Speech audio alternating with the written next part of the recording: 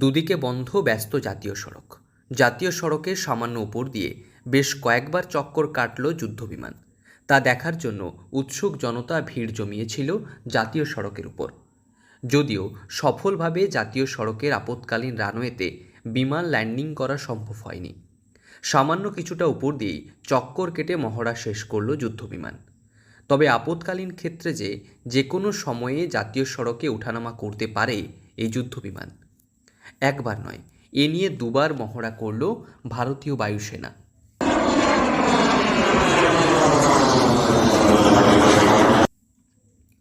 খড়গপুর বালেশ্বর 60 নম্বর জাতীয় সড়কে পোক্তাপুল থেকে শ্যামপুরা পর্যন্ত প্রায় 5 কিলোমিটার জাতীয় সড়কের পথকে আপৎকালীন যুদ্ধবিমান ওঠানামার জন্য রানওয়ে তৈরি করা হয়েছে। ইতিমধ্যে সেই রানওয়ে প্রস্তুত। প্রয়োজন হলে যে কোনো সময়ে ওঠানামা করতে পারে বিমান। তবে রবিবার দুপুরে জাতীয় সড়ক থেকে সামান্য উচ্চতায় দুটি জেট প্লেন সহ মোট 3টি বিমান চক্কর কাটে। সবকিছু ব্যবস্থা ঠিক থাকলেও বেশ কিছু কারণে রানওয়েতে ল্যান্ডিং করানো সম্ভব হয়নি। এদিন দুপুর থেকেই ভারতীয় বায়ুসেনার জওয়ানেরা জাতীয় সড়কের উপর জাতীয় পতাকা হাতে মার্চ শুরু করে।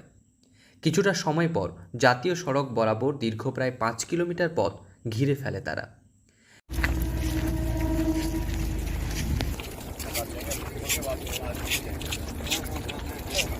এরপর সমস্ত প্রস্তুতি নেয় ভারতীয় বায়ুসেনার আধিকারিকেরা।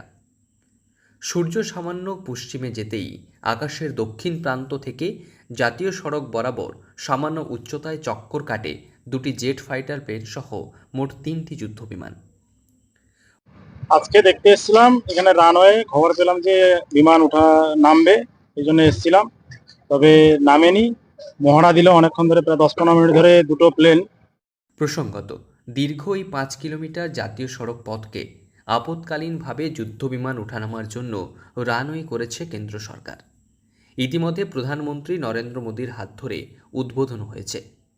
তবে জানা গিয়েছিল রবিবার এই জাতীয় সড়কের রানওয়েতে ল্যান্ডিং করবে যুদ্ধবিমান। তবে সকাল থেকে সমস্ত ব্যবস্থাপনা নিয়েছিল ভারতীয় বায়ুসেনা। সবকিছু ব্যবস্থা ঠিক থাকলেও কোনো কারণে ল্যান্ডিং সম্ভব হয়নি। এদিন জাতীয় সড়কে ভারতীয় বায়ুসেনার বিমানের ল্যান্ডিং দেখার জন্য ভিড় জমিয়েছিলেন উৎসুক জনতা। তাদের বক্তব্য, আগামীতে যে কোনো আপৎকালীন পরিস্থিতিতে যুদ্ধকালীন ক্ষেত্রে বিমান ওঠানামা করবে রানওয়েতে। না, এটা তো পরিষ্কারই যে যুদ্ধকালীন পরিস্থিতির জন্যই এটা তৈরি করা হয়েছে, এমার্জেন্সি ল্যান্ডার হিসাবেই এটাকে সরকার বা দেখছে, ওরা ল্যান্ডিং করেছে। তো আগামী দিনে নেমে যাবে, কোনো অসুবিধা নেই। স্বাভাবিকভাবে সামরিক শক্তিতে জোর দিচ্ছেন কেন্দ্র সরকার। আগামীতে যে কোনো পরিস্থিতির সামাল দেবে এই রানওয়ে।